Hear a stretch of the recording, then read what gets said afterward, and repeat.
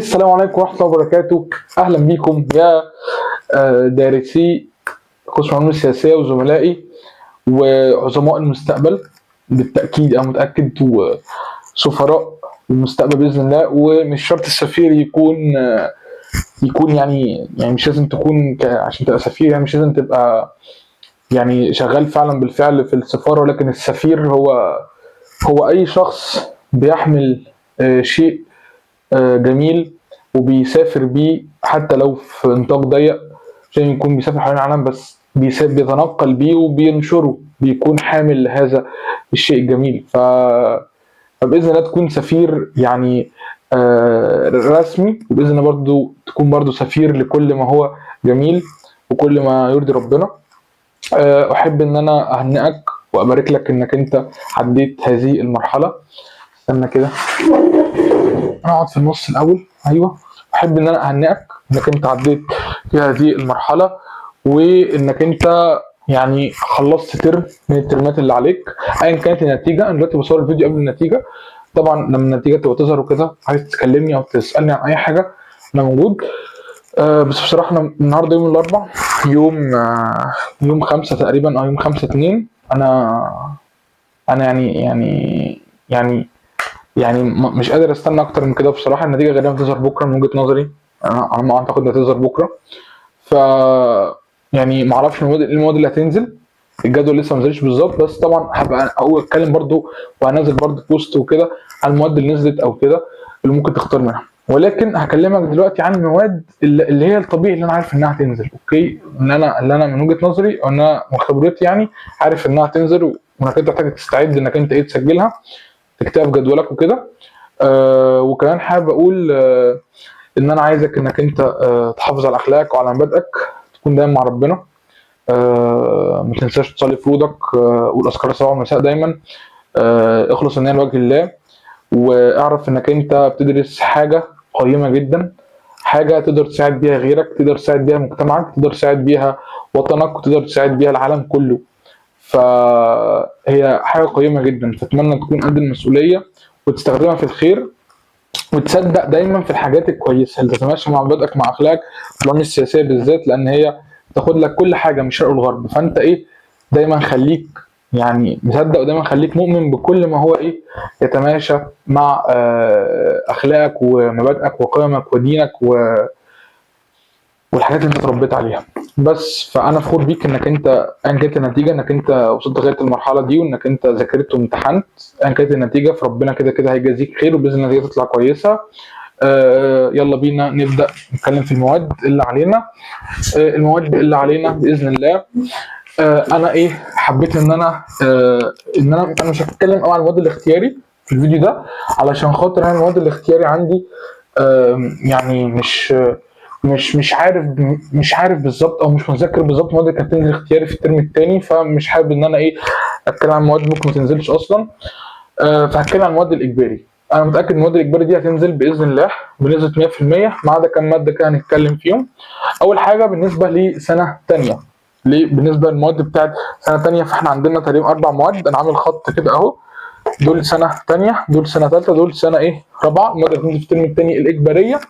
واول ماده عندنا بالنسبه لدفعه سنه ثانيه، هي بجد الدفعه دي من اعز الدفعات لقلبي بجد. يعني انتم ناس جامدين جدا ما شاء الله عليكم يعني، وتعبت معاكم كتير بصراحه، وليا معاكم ذكريات كتير جدا. فيعني انتم اتمنى لكم كل التوفيق، اتمنى تفتكروني بالخير باذن الله يعني فيما بعد.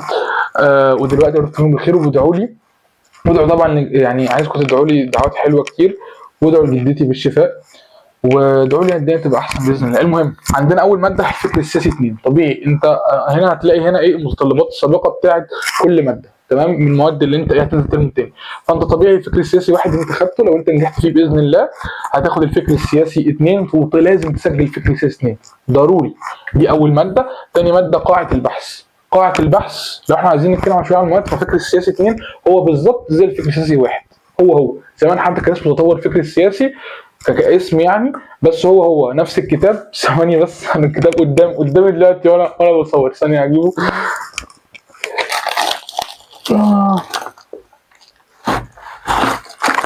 يا لهوي.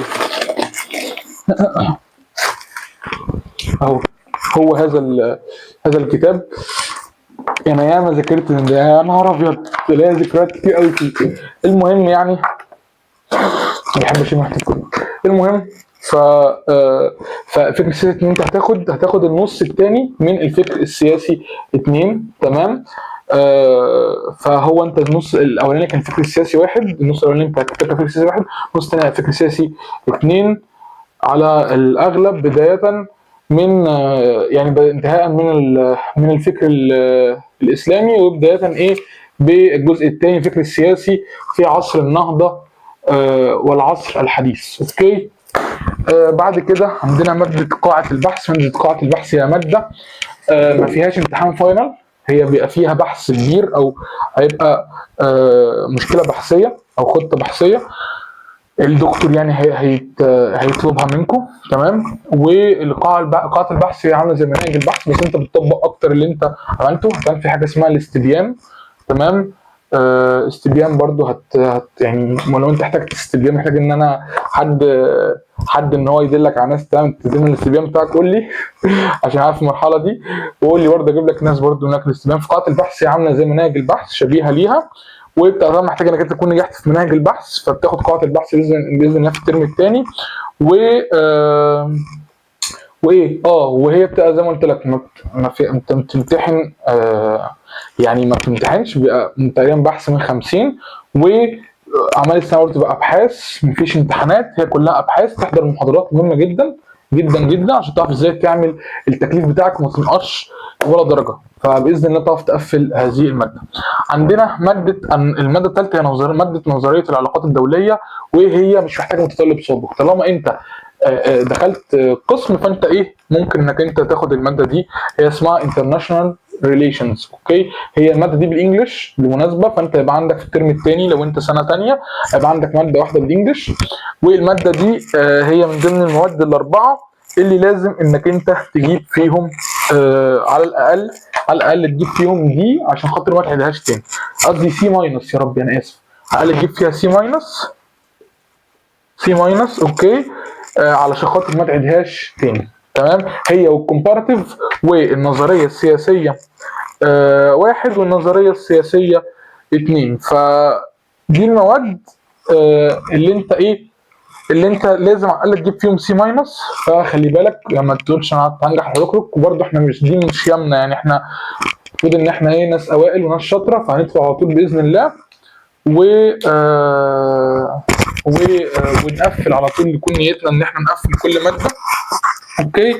عندنا برضو الماده هي ماده الاي ار، بالنسبه لي تبقى هي اسهل من ماده الكومباراتيف. اوكي. بس محتاجه حاجه، انت في الكومباراتيف انت ممكن انك انت تلم الدنيا ليله الامتحان او قبل ليله الامتحان بيوم او كده، ولكن الاي ار هي محتاج انك انت تكون طول الترم تكون بتذاكر بعد كل محاضره او بعد كل اسبوع تذاكرها، عشان خاطر هي اسهل، ولكن الكونتنت بتاعها اوسع شويه. فاهم قصدي؟ يعني هي نفس الكونتنت ممكن يكون نفس الحجم على ما اعتقد، بس تكون اكتر شويه. فانا حاسس ان الاي ار هي محتاجه بس انك انت تديها حقها اكتر، لان هي ماده شاقه جدا وعايز تدخل جوه دماغك بجد. يعني بالنسبه لي استمتعت بيها جدا. ماده عندنا رابع حاجه هي ماده الاداره المحليه، اللي انت هتاخدها في الترم الثاني من سنه ثانيه باذن الله. دي برضه ماده تنزل، ولكن انا عامل جنبيها 70%، بمعنى ان انا مش متاكد انها تنزل بنسبه 100%، متاكد انها تنزل بنسبه 70%. ليه؟ لان هي نزلت الترم الاولاني كاستثناء. مش استثناء بصراحه، مش عايز اكون بهبد قوي، بس هي نزلت في الترم الاولاني يعني كغير العاده. هي دايما بتنزل الترم الثاني، يعني من ساعه ما دخلت الكليه تنزل الترم الثاني. نزلت السنه دي الترم الاولاني، فمش عارف بقى هل هتنزل الترم الثاني ولا لا، بس بنسبه كبيره بنسبه 70% من وجهه نظري هي هتنزل. تمام. يعني كل ترم تاني بتنزل، فمش عارف، بس على الاغلب هتنزل. انت لو انت اخدت الاداره العامه سجل الماده دي. تمام. هي مش محتاجه، هي بدون متطلب سابق. هي ماده الاداره المحليه بدون متطلب سابق، ولكن يعني في ناس بتقول لك انها معتمده على الاداره العامه، ولكن برضو انا لما شفتها عادي، انت ممكن تواكب الاثنين، انت تاخد اداره عامه واداره محليه الاثنين مع بعض عادي. لو انت لسه ما خدتش اداره عامه عادي برضو، بس فاهمني، لو انت يعني عندك بدايل او كده فممكن انك انت تاجلها لغايه سنه ثالثه، لان هي اصلا مقيده انها سنه ثالثه. بس ناس كتير قوي، اغلب الناس خدتها سنه تانية او بياخدوها سنه رابعه مش عارف، نادرا تلاقي حد في سنه ثالثه خد الماده في سنه ثالثه بس. فالاداره المحليه لو هي نزلت لك سجلها، لو انت هي عامله زي الاداره العامه، لو انت خدت الاداره العامه او لسه تاخدها، هي فاهمني، هي عباره عن سلايدز بتذاكر منها، وساعات بيبقى في كتاب كده، الله اعلم على نظام حسب نظام كل دكتور، بس هي بتبقى شبيهه لمواد الاداره. تمام، هي ماده اصلا من ضمن الثلاث مواد الاجباريه عليك جوه من بره القسم، لانك انت عندك ماده الاداره المحليه، الاحصاءات، التطبيق، الدراسات العلوم السياسيه، و واقتصادات الماليه العامه. اوكي، بابليك فاينانس. في الثلاث مواد دول مفروضين عليك من بره القسم، بس انت تاخدهم عشان تتخرج في قسم علوم سياسيه، فهي جايه من كلمه ماده اداره، ماده الاداره، من قصدي من قسم الاداره خلاص. بس فانت هتاخدها وتسجلها باذن الله خير. قلت طب انا كده هيتبقى لي مادتين، دول انا هعمل فيهم ايه؟ هقول لك انت ممكن تاخد مواد من سنه ثالثه او من سنه رابعه. لو انت هقول لك دلوقتي، عشان اقول لك بقيه المواد بتاعت ثالثه بتاعت رابعه، لو انت لو انت كنت مستوفي الشروط او المتطلبات بتاعت المواد دي. او ممكن تاخد مواد الكتيف، اوكي، بس انت على الاغلب هيبقى عندك ماده 5، وهي تبقى يا اس سي 2 يا اداره عامه، لانك انت زي ما قلت لكم قبل كده انك انت بيبقى عندك 41 ساعه، اوكي، في سنه اولى، 41 ساعه في سنه اولى بمعدل 15 ماده، انت ما بتخلصش منهم تقريبا غير 36 ساعه بكتير قوي، فيتبقى لك حوالي 5 ساعات او 6 ساعات مادتين، يعني بالقليل، او 3 مواد. تمام، بتاخدهم ما بتكونش لسه خدتهم من سنه اولى، فبتاخدهم في سنه ثانيه. فانت على الاغلب هتاخد برضو اس اس سي 2 او اداره عامه، وهتاخد ماده الكتيف، يعني المفروض ان هو بيبقى فيه سايبين لك مكان انت تاخد ماده الكتيف. بس المواد الكتيف هتكلم فيها كمان شويه واقول لكم رايي فيها. فانت هتاخد ضيف عليهم اس اس سي 2 او اداره او اداره عامه، اوكي. وبرده لو انت ما خدتش نظام سياسي مصري، فهتاخد نظام سياسي مصري، او نظام اقتصادي مصري فهتاخد نظام اقتصادي، سجله يعني، فاهم؟ عشان يعني خلاص انت هتاخده في ثالثه، يعني فاهم، هو ماده بساعه، فكده كده مش تاثر. وبرده هيتبقى ماده، فهنشوف يا ترى لو تحب تاخده من هنا او تاخده من الكتف.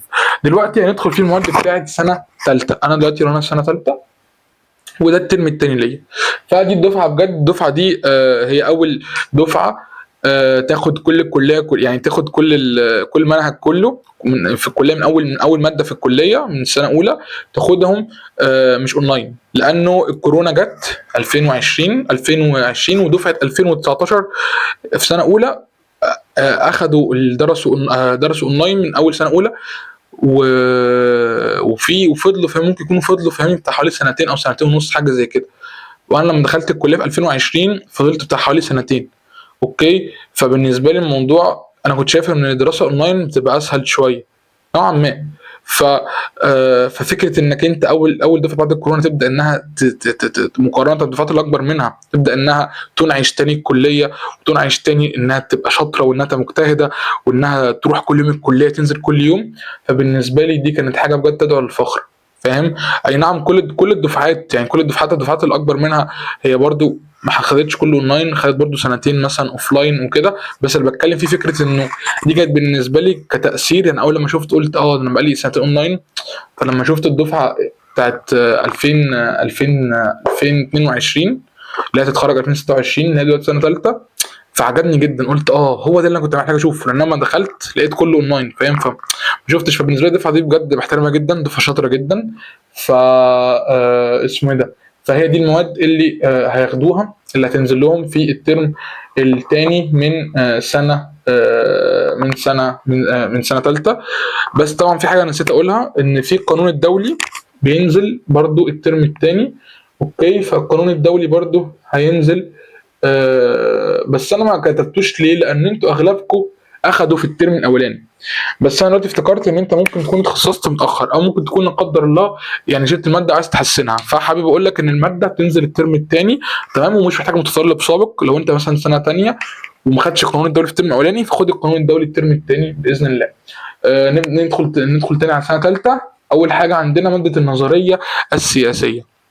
ماده النظريه السياسيه 2. الماده دي لازم انك انت اسمه ايه ده، انك انت تجيب فيها على الاقل سي ماينس، عشان خاطر تاخدهاش تاني. لو انت جبت فيها دي عادي هتعدي منها، بس مش هينفع تتخرج بيها غير لما تكون جايب فيها سي ماينس، اوكي. ماده النظريه السياسيه 2 هي عامله زي النظريه السياسيه 1، والنظريه السياسيه 1 فيها شبه يعني من ماده الفكر السياسي فيها شبه. اوكي، يعني نفس الريتم بس طبعا الكونتنت مختلف.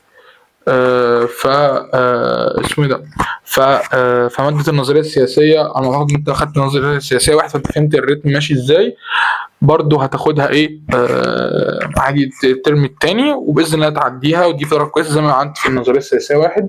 طبعا انا محتاج انوه ان المواد دي بالنسبه لشعب عربي. اوكي، لان انا نسيت اقول في الاول، لان انا بالنسبه لي شعب انجلش انا مش بتابعها قوي. اوكي، مش بتابع اول المواد اللي بتنزل، فانا بالنسبه لي شعب عربي، فممكن ماده تنزل عن شعب انجلش ما تنزلش عن شعب عربي. ولكن اللي انا اقدر اكده لك ان هو هينزل عند شعب انجلش اكيد فكره 2 قاعه البحث والاي ار. الاداره المحليه ما اقدرش برضو ان انا اكد لك، بس هي برضو بنسبه 90% برضو النظريه السياسيه 2 برضو هتنزل. وننتقل للاجتماع السياسي. الاجتماع السياسي دي ماده لذيذه جدا لطيفه جدا، برضو هتنزل برضو الترم الثاني عند انجلش وعند عربي.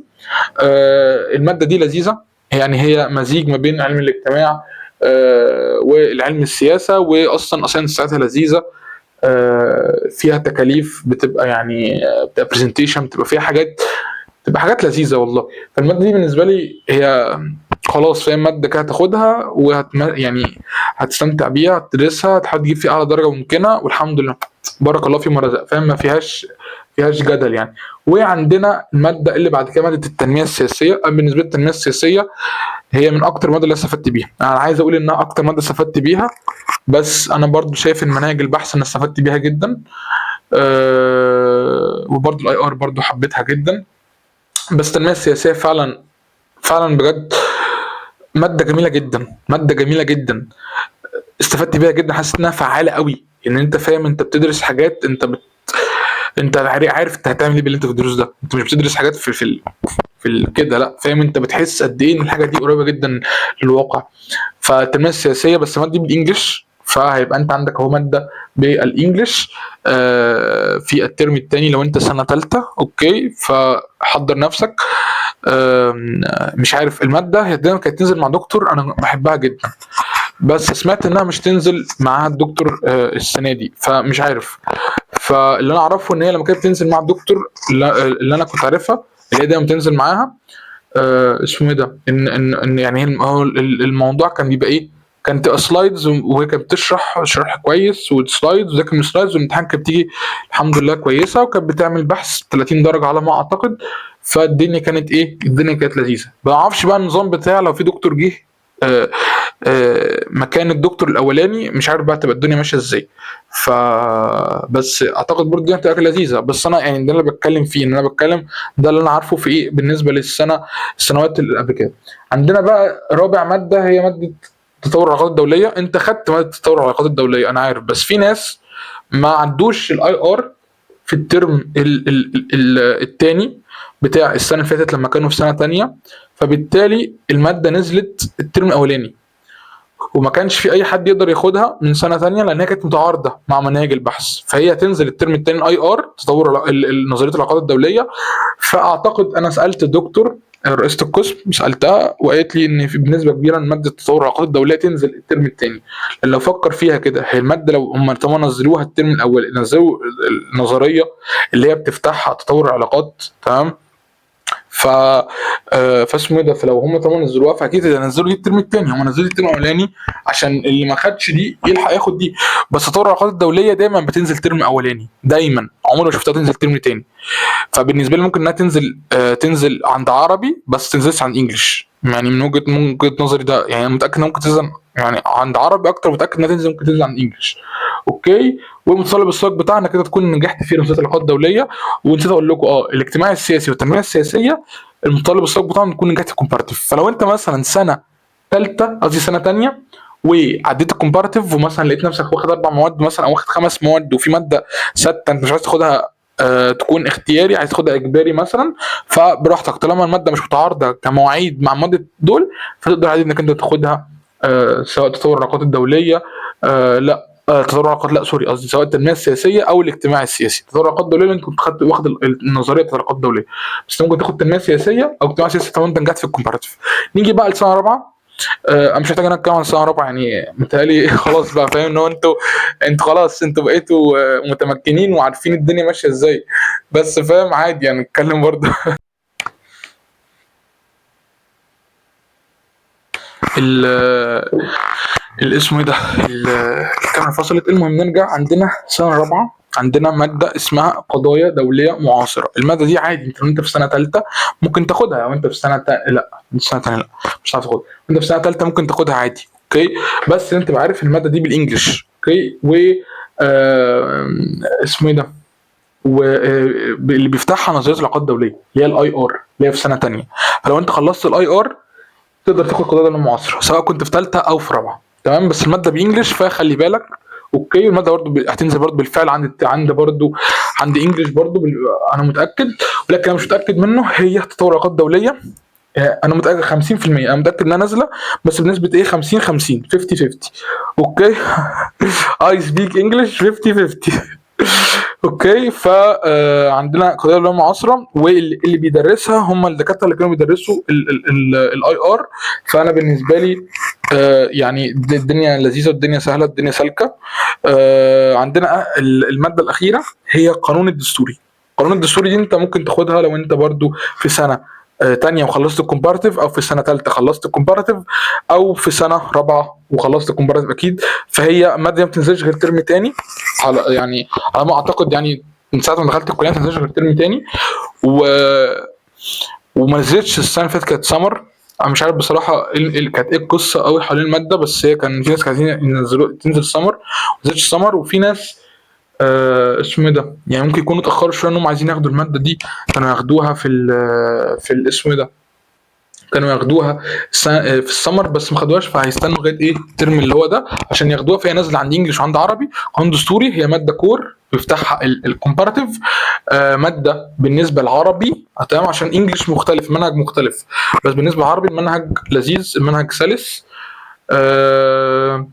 بيبقى برضه عباره عن سلايدز، فانا برضو لسه ما خدتهاش، فبس ده اللي انا سمعت عن فاهم الماده. يعني مش صعبه، بس هي فيها كلام كتير، هي فيها كلام كتير طويله شويه، لان هي قانون دستوري فاهم. يعني محتاجه شويه حفظ، بس هي حلوه يعني فاهم، يعني هي في اللذيذ فاهم، مش اتس اوكي فاهم، يعني عادي. يعني اللي خلاك تخلص فكر السياسي بصراحه اللي خلاص فكر السياسي نجحت في الماده، وسواء بقى واحد او اتنين او كده، بس انت فاهم انت تعرف تعدي من اي حاجه تانية. يعني فكره ان انت شفت درست حوالي 280 صفحه 250 صفحه، على ايام انا كنت درست حوالي 250 260 صفحه على ما اعتقد. صباح الفل فاهم مفيش حاجه تهزنا. واخيرا ماده مشروع التخرج. طبعا يعني هي مش ماده بس، يعني اللي هو انت بتسجلها مشروع التخرج. اوكي، مشروع التخرج لازم تكون ناجح في قاعه البحث، وتكون عدد ساعاتك معدي ال 104 ساعه. ده بالنسبه لي اللي هو 104 ساعه، اللي هو تكون في السنه الرابعه. مش عارف بصراحه بقت 98 ساعه ولا هي لسه 104 ساعه، بس انت اسال برضو احتياطي. انا في سنه دلوقتي مثلا، انا مثلا معايا كام، انا دلوقتي دخلت مستوى رابع ولا لسه، فاسال برضو فاهم. فانت بتكون محتاج انك انت تكون ايه، خلصت قاعة البحث، وتكون ايه معاك الساعات اللي انت في سنه رابعه. فمثلا ممكن حد يكون في سنه ثالثه، اوكي، ممكن ان هو ايه يكون مثلا في نهايه الترم ده يكون خلص ال اسمه ده، يكون خلص ايه، انا نسيت. يكون خلص 104 ساعه، او مثلا او بقى في المستوى الرابع. ممكن ياخدها لو المشروع التخرج بينزل في السمر. هو بينزل وساعات مش بينزل يعني فاهم، كده كده فاهم، بس يعني اخر الفتره كان بينزل، فمش عارف بقى هينزل السمر ده ولا لا. بس انت مثلا في سنه ثالثه مثلا، ولقيت نفسك مثلا مخلص عدد ساعات معينه بتخليك انك انت في سنه رابعه تمام، من قبل ما تدخل السنه اللي بعد اول ترم السنه الجايه، فعادي ممكن تاخد لو مشروع التخرج نازل السمر هتاخده. وبالمناسبه مشروع التخرج هو 5 ساعات مش 3 ساعات. كل اللي فات ده انا قلته 3 ساعات، بس مشروع التخرج هو الوحيد اللي 5 ساعات.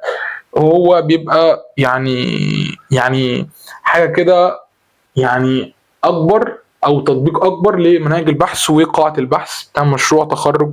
حاجه عامله زي الرساله بس على اصغر، بس نفس التركيب فاهم، نفس البناء، بس تبقى على الاصغر. فهي دي حاجه انا بجد يعني لو انت تقبل مشروع التخرج فاتمنى انك انت تبدا تخطط له من دلوقتي، لان دي برضو حاجه انا ممكن غلطه ما كنتش يعني ما كنتش عارفها ان يعني ان هي مشروع التخرج دي حاجه حلوه جدا، مشروع التخرج ده حاجه قيمه جدا. فاهم انك انت ممكن تعمل حاجات كويسه جدا. ليه؟ لانك انت لو انت اخترت موضوع كويس وموضوع مهم وموضوع مؤثر وفعال وعملت فيه مشروع التخرج بتاعك، فيعني انت مشروع التخرج ده ممكن يعتد بيه، ممكن يؤثر. يعني انت مثلا ممكن بحث مثلا ايه تكون عملته في ماده وسلمته، تقول اه انا بحث عملته هيفرق ايه، بس مشروع التخرج ممكن يؤثر، بيبقى فيه جوائز اصلا، مين احسن مشروع تخرج، مين مش عارف ايه. كمان مشروع التخرج يعني انت بتاخده مع زمايل ليك، مش بتعمله لوحدك، او على ما اعتقد، عشان المعلومات دي انا مش متاكد منها فراجع ورايا لما اقولها، انه ممكن تاخده لوحدك على ما اعتقد. مش متاكد قوي، بس اللي انا عارفه ان انت برضو بتبقى مع مجموعه، ممكن مثلا يكون اتنين او تلاته على حسب. برضو الشروط دي راجعه، لان انا لسه مشروع التخرج لسه ما عملتوش. ف بس يعني هم دول كانوا المواد الاجباريه زي ما انت شفت. فلو انت سنه مثلا تانية، ممكن تاخد قانون دستوري عادي، من اللي هو بينزل لسنه رابعه عادي. ممكن تاخده من دفعه رابعه طالما انت خلصت في كومبارتيف. لو انت سنه ثالثه ممكن تاخد قانون دستوري، او تاخد برضه قضايا دوليه معاصره. تمام. ممكن لو انت سنه ثالثه وبقيت سنه رابعه في السمر كورس تاخد مشروع التخرج. اوكي. ولو انت سنه ثانيه ممكن تاخد اجتماع سياسي او تنميه سياسيه. تمام. انصحك انك انت لو انت عايز تختار اجتماع سياسي، خد اجتماع سياسي. فاهم؟ الماده كويسه، الماده ظريفه، يعني ما تخافش منها. لو انت في سنه تانية وبتاع واخد اجتماع سياسي، ايه المشكله؟ يعني حاسس انها لذيذه. كده احنا خلصنا ايه المتطلبات السابقه والمواد الاجباريه بتاعت الترم الثاني اللي تنزل القسم العلوم السياسيه.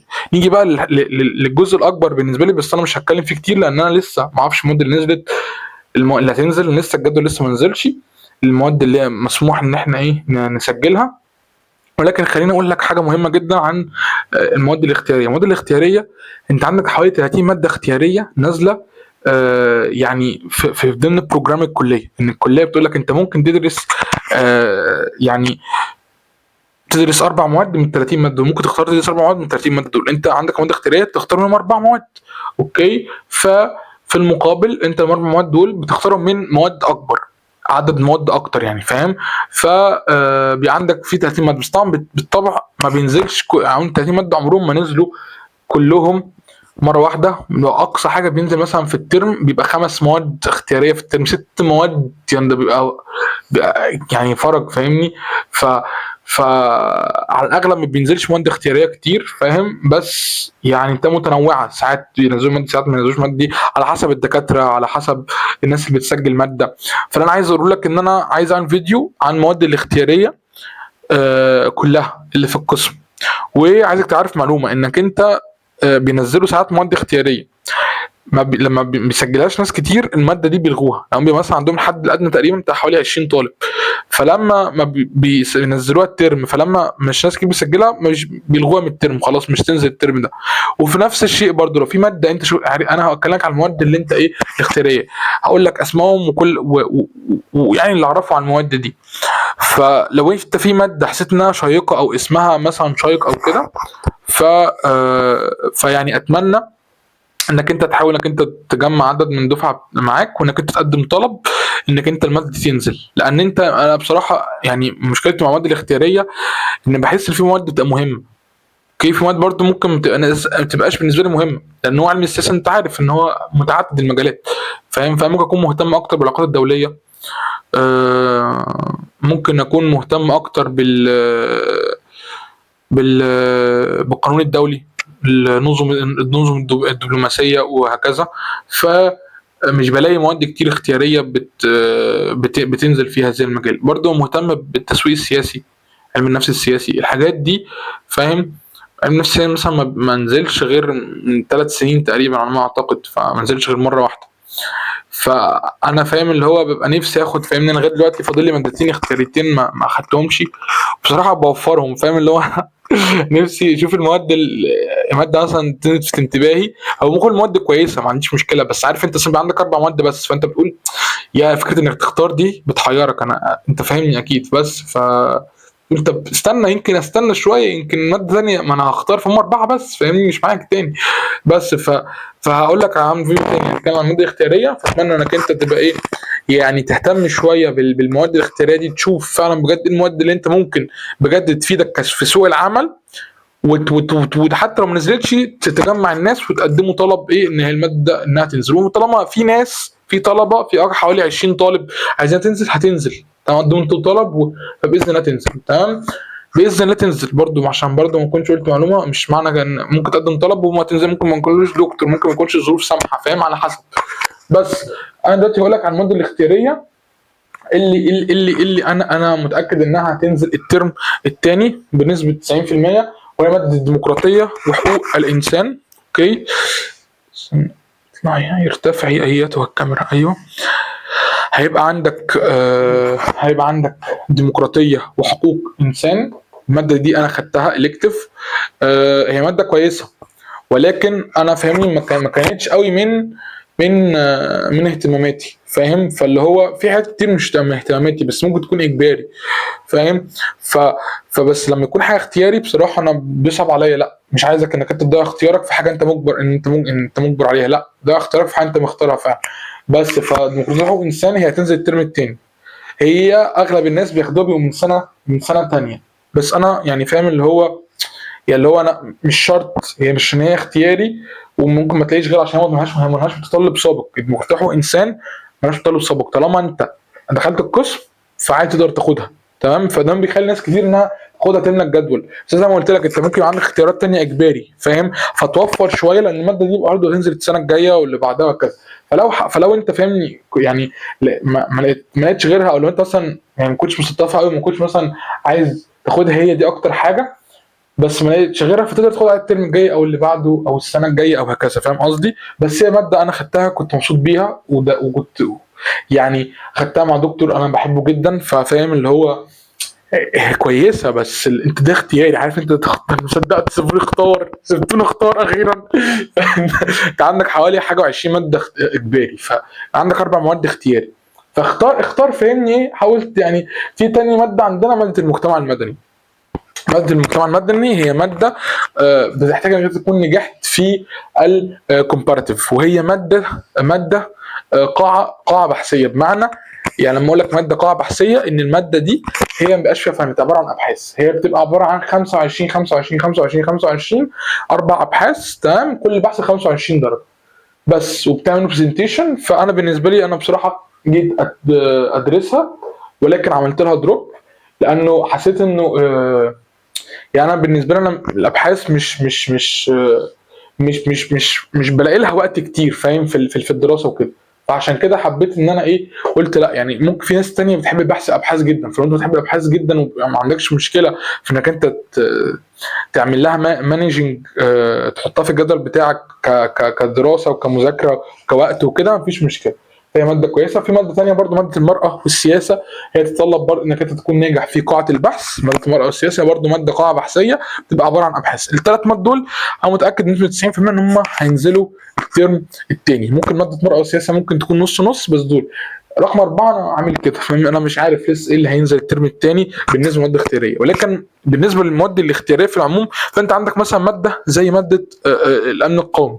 الامن القومي دي بتبقى ماده لذيذه وبتنزل مع دكتور كويس، يعني هو كل الدكاتره كويسين، انا بتكلم قصدي انك انت يعني الماده فاهم عليها اقبال تمام، بس هي تنزل في الترم الاول لان تكون مخلص كومبارتيف. اوكي بيبقى في مثلا ماده نظم دبلوماسيه، نظم لا منظمات دبلوماسيه وقنصليه، او منظمات قنصليه حاجه زي كده تمام، غير النظم الدبلوماسيه والقنصليه. النظم الدبلوماسيه والقنصليه دي اجباري. في ماده اسمها منظمات دوليه تقريبا اقليميه، منظمات دوليه اقليميه على ما اعتقد، برضو الماده دي لذيذه ماده كويسه. في برضو نظم انتخابيه وحزبيه، الماده دي يعني الماده دي بصراحه انا عايز اخدها، يعني لو نزلت الترم ده انا بصراحه هاخدها لانها بتعرفك حاجات شيقه يعني فاهم، النظام الانتخابي بتاع امريكا مثلا، بالنسبه لي دي حاجه جامده جدا، عايز اطلع عليها. لا بس في ايه تاني الناس بينزل اختياري يعني خلينا نقول ان ده اللي انا فاكره دلوقتي، ان انا مكتبت ما حضرتش المواد الاختياري خدتهاش يعني، او كده ما بصيتش قوي على المواد الاختياري لان انا ما خدتش غير مادتين اختياري لغايه دلوقتي. فيعني لما تنزل المواد وكده هنبقى نتكلم في المواد الاختياري، وهبقى اسال برضو لو في ناس اخدتها وكده. ولكن لو انت في سنه تانية مثلا لقيت انك انت جدولك مثلا ناقص ماده، فمش لازم تاخد ماده اختياري. يعني حتى لو انت مثلا ايه نازل ماده اختياري، مش لازم تاخدها دلوقتي لو انت مفيش حاجه شيقه. بس في نفس الوقت على الجانب الاخر، لو انت في ماده حسيت انها مهتم بيها باسمها وعنوانها، ف فاسمه ايه ده، فالحق اخدها، لان انا اللي هو انا هتنزل الترم التاني ولا لا، او الترم السنه الجايه ولا لا. زي ما قلت لك، يعني مثلا ممكن ماده تنزل الترم ده تقعد 4 5 ترمات ما تنزلش، فاهم؟ على حسب، ممكن ماده ما تكونش نزلتش بقالها كتير تنزل الترم ده، فاهم قصدي؟ اسمه ايه ده، انا مهتم بصراحه ماده علم النفس السياسي، نفسي انها تنزل. ومهتم بماده التسويق السياسي. الماده دي يعني انا حتى لغايه دلوقتي مش متاكد اذا كانت موجوده في الكليه ولا لا، ما اعتقدش اذا كانت نزلت قبل كده في الكليه ولا لا. بس بجد التسويق السياسي من الحاجات اللي عايز افهمها اكتر، فاهم؟ يعني ايه تسويق سياسي؟ يعني الاسم شديدني اصلا. يعني ايه علم النفس السياسي؟ الاسم برضه شديدني قوي. فمثلا ماده زي دي اختياريه، انا لا، انا احب ان انا اخدها، فاهم؟ بس اسمه ايه ده، فهذه هي كانت المواد.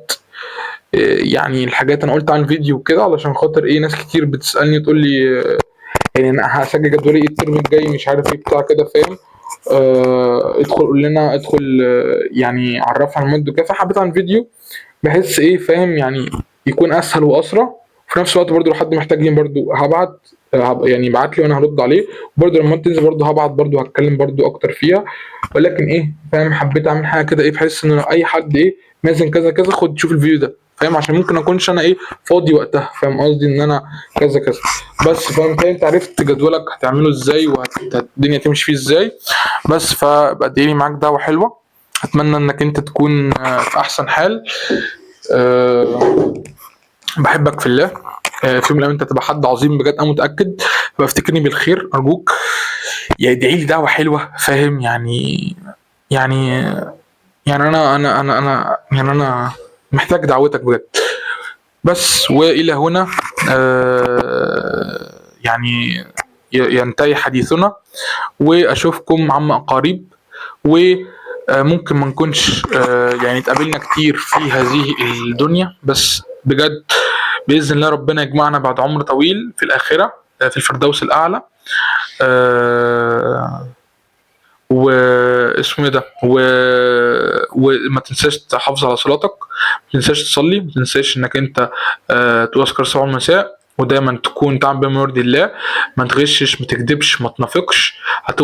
هتوصل وهتبقى ناجح، بس توصل باخلاقك ومبادئك. اتفقنا؟ يلا سلام. كان معكم مازن طارق.